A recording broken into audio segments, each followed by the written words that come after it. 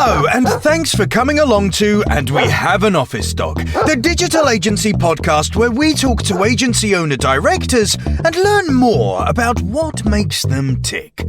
From the things that make them similar to the things they'd rather have known sooner, where they've had success and where they've learned some hard lessons. All will be revealed with your host, Chris Simmance, the agency coach, and he'll be talking to a different awesome agency person in each episode, asking them 4 questions and seeing where the conversation takes us over the next 25 minutes. Okay, so let us begin. Over to you, Chris. Thanks, voiceover guy. I've got Kevin from Resignal with me today. Kevin's the CEO of Resignal. How long have you been running Resignal, Kevin? Yeah, thanks, Chris. So I've been running Resignal since, it's almost a trick question. I say 2012, but I started an agency in 2006. So quite a while. 10 years as Resignal. 10 years as Resignal. Give us a plug. Tell us all about Resignal. What do you do best, and why should everyone want to buy from you if they're not an agency owner and listening to this because it's famous? Yeah, so we're a strategy-led SEO agency, and we've built up our experience kind of over that time and work with kind of startups through to enterprise brands, but yeah, very much kind of working in terms of basically driving ROI for our clients. So yeah, I feel like for us, it's trying to see the business side of SEO as much as possible and generate meaningful results, and that's helped us to build a strong reputation and a really good team and client base. I mean, you definitely do have a strong reputation in the industry, that's for sure. And I think obviously that goes to say the same for clients. It's interesting, isn't it, that the strategy-led stuff often in digital marketing is mostly focused on a digital strategy, and you mentioned business-led, and I think that might be something that makes a big difference. Do you agree, or? Yeah, absolutely. And I expect you probably have maybe come across these at sometimes, but there's a popular podcast called Two Bobs, and David Baker from there quite often talks about you have a strategy room number 1, and the delivery room number 2. And that really kind of struck a chord with me, because his way of looking at that thing is basically you can only enter room number 2 through room number 1. And I think quite often as an agency, you end up just doing the room 2 stuff, and then you don't do the thinking. And for us, it's very much actually we want to be accountable for the targets. We want to work together with you on that as a client, and kind of help to shape what success and KPIs look like. And then if you can do that, then it's obviously you need to apply the execution behind it too, but it's very much a combination of those 2 approaches. Otherwise, in my experience, that's where it's quite often, I'm sure there's examples where you can collaborate well and maybe separate those 2 things, but in my experience, being in control of both of them just takes the risk out of it a bit more. There's more accountability, and that's where we get our strongest results from, for sure. I think a strong word there is accountability, and that pulls through all the way if you help build that strategy up, doesn't it? So, first question then. So, what do you feel has been one of the biggest successes over the last 10 years of running Resignal? Honestly, it's bounce back ability. it's being able.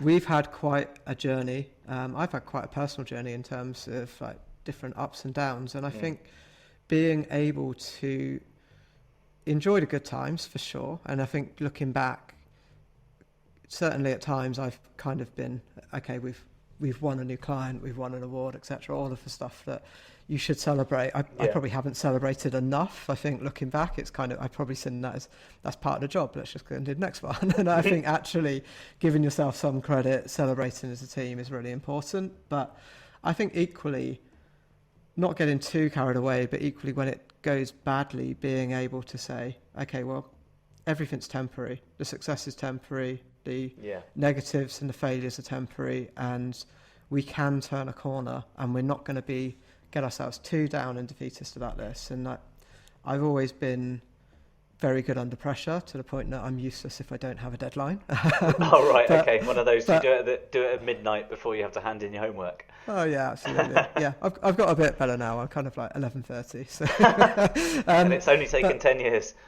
But yeah, I do think really it's kind of, we've had to go backwards at different times in order to go forwards. So we've had to learn the hard way. And I feel like you can take in as much theory as you like, but it's very much kind of like until you make mistakes, you don't really learn from them properly. And over 10, 15 years, there's a lot of mistakes there. So hopefully there's a lot of learnings that have come out of it as well. So yeah, I do think being able to maybe pick yourself up off the floor at times has been something that I wouldn't encourage that you have to do that. And in any of those situations, I've always tried to do what I thought was the right thing at the time, but nothing always goes to plan. And I think just being able to react to it and kind of keep your chin up a little bit in some ways and say, okay, let's go again and let's learn from it, let's build from it, and go from there. So a strong focus on resilience and lessons that you can learn makes a lot of sense.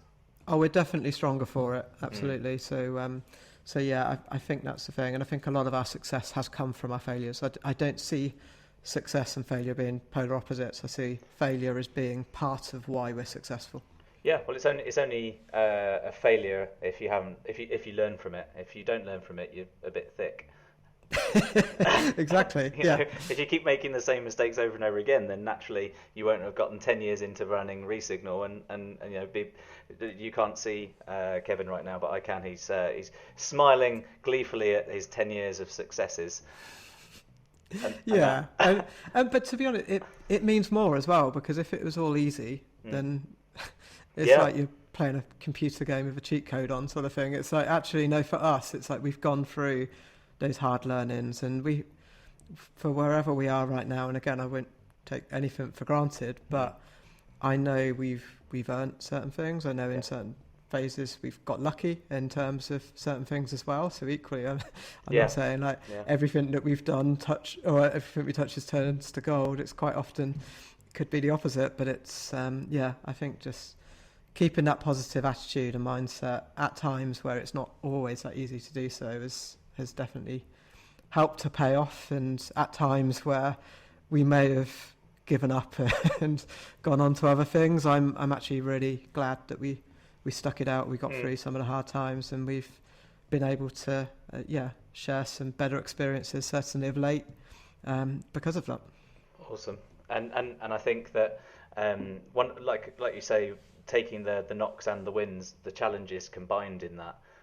Some of the wins were hard work, I suspect, but the best way to kind of maximise any performance in an agency is to have lots of growth and lots of change. And change keeps people interested, and interested people do work, and they work hard, and they do good things for people that they like working for. So, good work.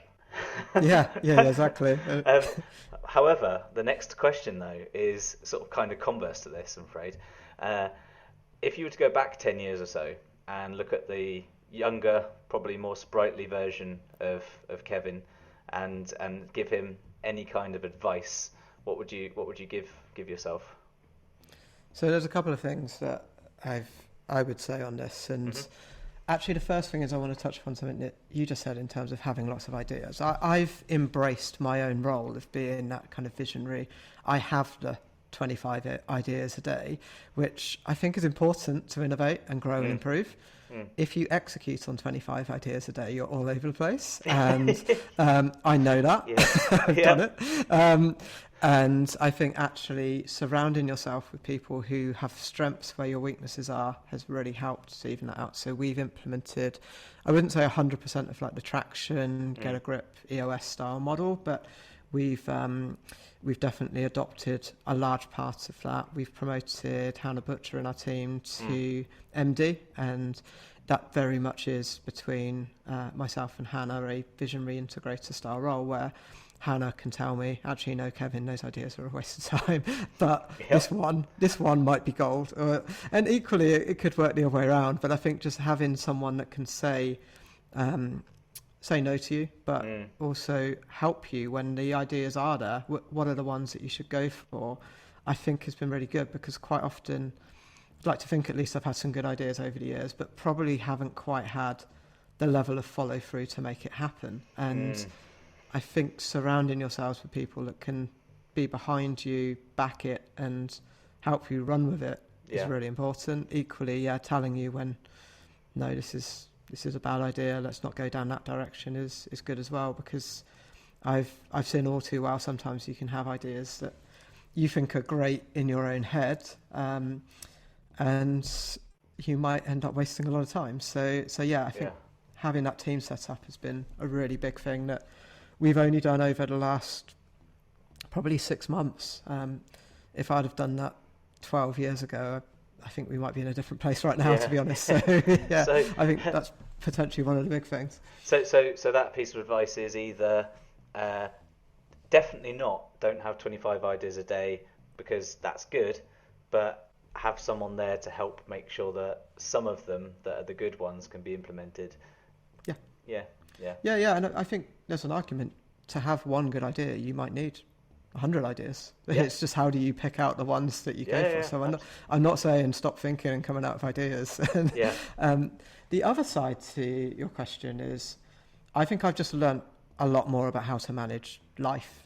But I really liked the honesty from Nicola's podcast that you did recently, and I think there's a lot of things she spoke about, even getting therapy and understanding actually how to manage your own emotions at a time where times can be really stressful. You have to make hard decisions. You might have to make cutbacks which affect people's lives, stuff that's really difficult when it's your own company. And I think just being able to take yourself, just look at things, and actually, Nicola mentioned this, put your own air mask on first in order to help others. And I think quite often in the past, I've worked, burnt out, gone on holiday, recovered, come back again, to a point that is not healthy. And I think I've got a lot better now at saying, okay, I'm going to rest and recover every day, not every 3 months. That's part of my routine and how I operate in order to be at my best, rather than being in that kind of all or nothing situation. It's never easy working in an agency of any size, from 3 staff to 3,000 staff. There are different problems, but they're usually relatively built around the same sort of thing. And having the mindset of being able to be a bit resilient to things that happen is hard. You can be as resilient as you like, but it's kind of like the ocean crashing on the rocks. Eventually something wears away. So having a break every 3 months is probably the advice there. Don't have it every 3 months. Have a little bit of one every day. Well, yeah, and so I mean, some people probably think I'm crazy for this, but one thing I've done since I think it's November the 11th, 2020, is I've walked 10,000 steps every day. For the reason that some of it's fitness and physical, but it's mostly mental. Of actually, that's my headspace. That's where I can walk with a podcast, or maybe just not at all, and just have my own thoughts. And that to me is essential. If I don't have it's an hour a day to do that sort of thing, then I feel like I'm definitely getting stressed. And for me, managing that, I think, is just really important. And just working through it is not the answer. Certainly in my case. So going back to the question, I guess in this sense, would the advice be that you've learned this now and you should do that now, younger Kevin, or don't worry, younger Kevin, work really hard because eventually you'll work it all out?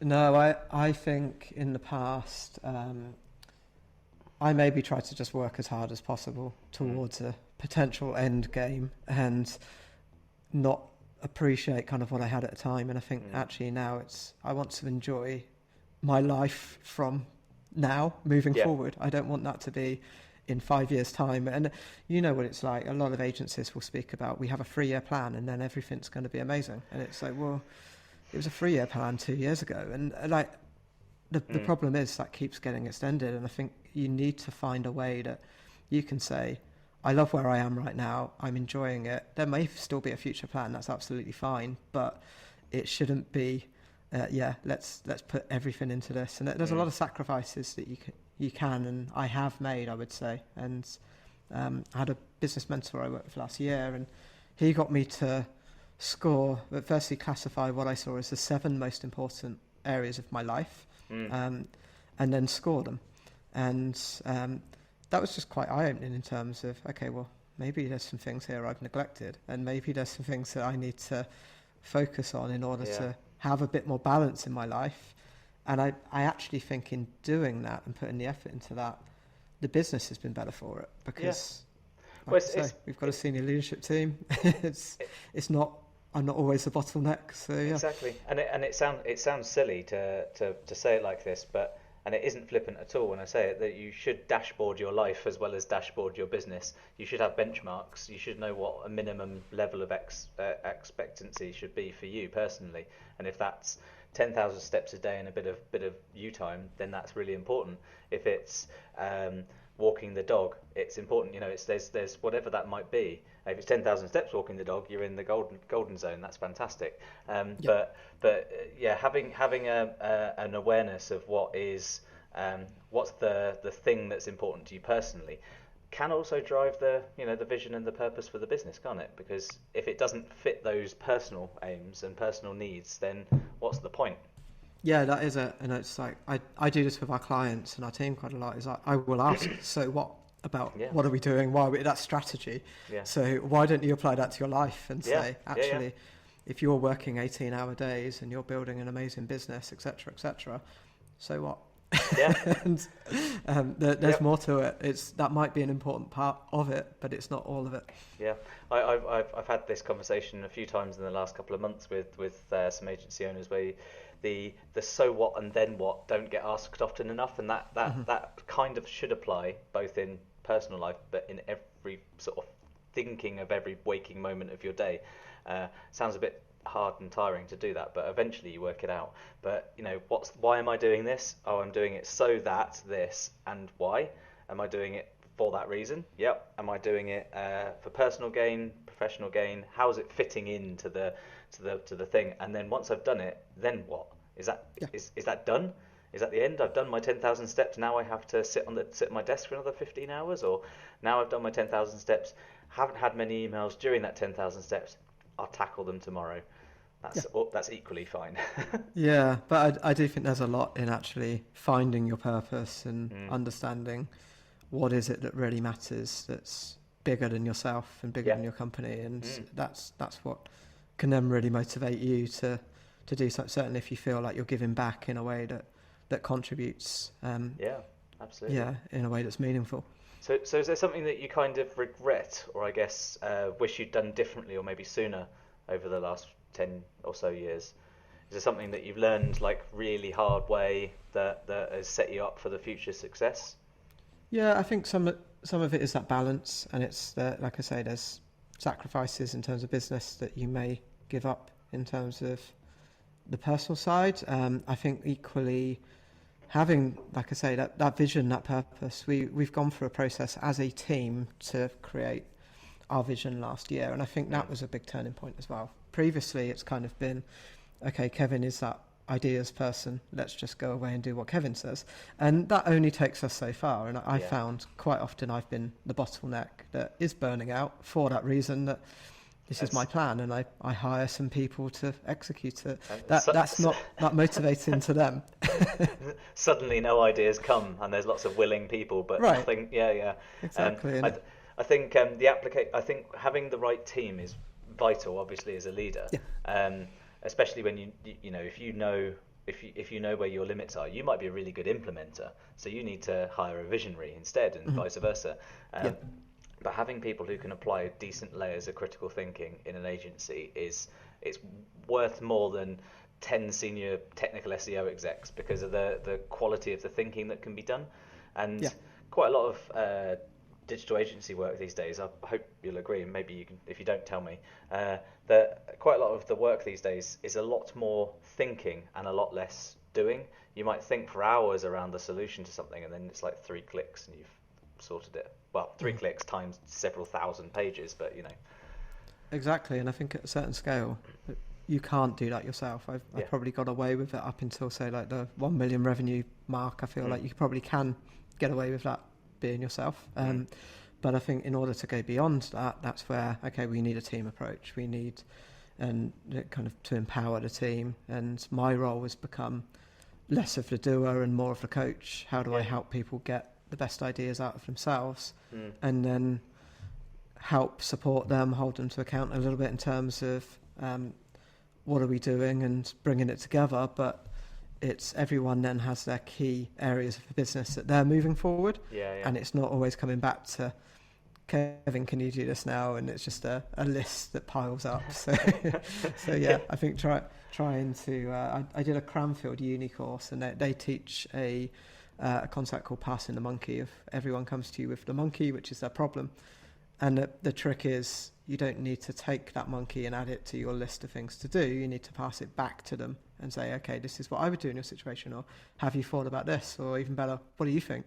And I think that for me has been the big, I don't know if I say regret, but certainly the learning that if I could do that and go back, it's probably that combination of have the right vision that's built with the team, and then empower them in the way that it's our team's plan that we take forward. And then on, like I say, in the kind of work-life balance side, I feel like that's easier because you not everything is on your head. It's a team effort. So you've given yourself a bit of bandwidth to think about yourself. Quite right. And you've mentioned bringing Hannah in up to the MD level. How was it that you came to the decision for her in particular? Is it that you've worked together for a long time and it was just a natural evolution, or is there something specific there? We hadn't worked together that long. I think it was probably about 6 months. She joined in a head of SEO role. We ran a series of strategy workshops to create our vision, reset our values, and build a business plan.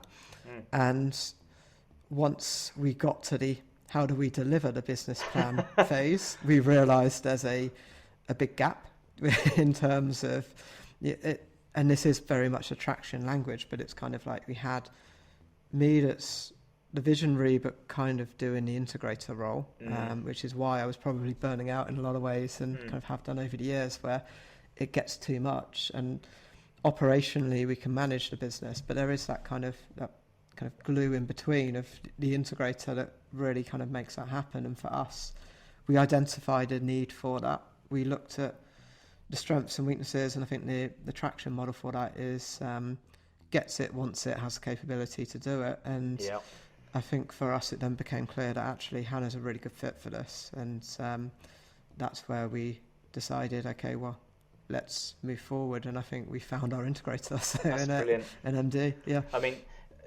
you're using all the exact right words, and having seen and heard about all the results, they clearly work. So the things that us wanky coaches say all the time seem to be relatively suitable. But you've got to get it right, haven't you? You've got to do the doing. It's not just about writing a plan, putting it on paper, and leaving it there. It is, and I think actually this is where having a coach can really help to be that mirror that you don't see. Are you advertising coaches? but yeah, keep going. But certainly from my perspective, of sometimes you're too close to things, and I've actually I'm in I know you do this as well, kind of like a agency mastermind group, and it's useful to come and say, this is my challenge right now, what would you do in this situation? And it's so much easier to help other people with their problems and sometimes look at your own. And in those situations, those masterminds, I used to do them a few years ago when I was running an agency as well, and it is amazing how much you can learn about you and your agency when you're going through the constructive process of solving someone else's problems. You can come away from those sorts of sessions and kind of go, my God, that thing I was talking to Dave or Mary about that we've solved in a hot seat style thing, that's something that I didn't know was a problem for me, and now I'm going to try and apply it as well. And it's just they're so helpful. There's also the group therapy style aspect of it as well, where you come away and you realise actually we are kind of all in it together, and this is us. We're all fine. No, it is, and I did a 1 week course on leading professional services companies at Harvard, which was generally geared around law firms, accountancy, and we had a afternoon session, and one of the cases was around the split of Anderson and Anderson of when it became Accenture, and it was really interesting because at the time I'd went through kind of like the blue glass US situation, which I probably won't go into full detail. We'll be here for about 4 hours, but essentially, it's a short podcast, Kevin. Essentially, we were left in a kind of a brand name issue, and actually understanding how that was addressed for a similar situation on a much bigger scale, and then having a group of peers that were lawyers and legal partners to say, what would you do, in a way that they know nothing about the industry, but they completely get business. Yeah. And that's when I decided, okay, we need to rebrand to Resignal, because otherwise this is, right now it's okay, but further down the line, if you look 10 years ahead, that's quite a complicated mess that you need to find a way out of. So, I think having those peers, that's really helped me to shine a light or make things more urgent than I would have realised or acted upon. Well, again, it's that that group mindset that helps listening as well, because no one's getting away with anything by bullshitting. So you get what you contribute in these sorts of sessions, and I think that I think you're right that the advice that these guys who weren't in your sector were giving is all absolutely still relevant, because they've seen the same problems in other places, and it's still a business. It's not, a digital agency isn't some sort of weird unicorn that doesn't have the applicable rules as everything else. So to draw to a close, if any aspiring agency owners are listening to this podcast now, what is it that you would give them as like your one golden nugget piece of advice that they could take away? I think finding a niche has been really important, and just knowing what it is that you're good at. I think some agencies quite often, to a certain extent, we may have made mistakes going this way as well. We were a strong agency in Oxfordshire in the early days, and I think we then saw that as an opportunity to add different services in, because we could sell to those companies, and then we ended up being good at everything, not necessarily great at anything. And it wasn't really until we went back to the core passion and our biggest strength in SEO that we really started to win the Expedia-sized clients. And I think that was kind of like one of the step change deals for us. And I think once we started to really double down on SEO and say, okay, well, this is what we're great at, let's do that.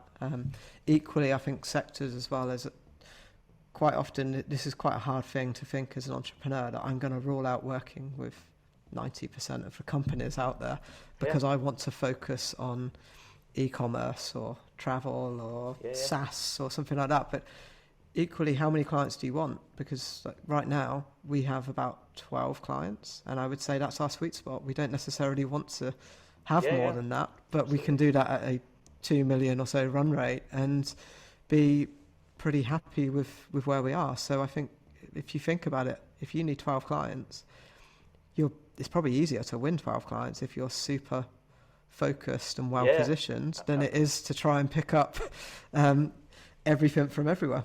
Yeah, you're spot on. I think that's great advice. I don't know if you know David Gilroy. He's a future guest on the podcast.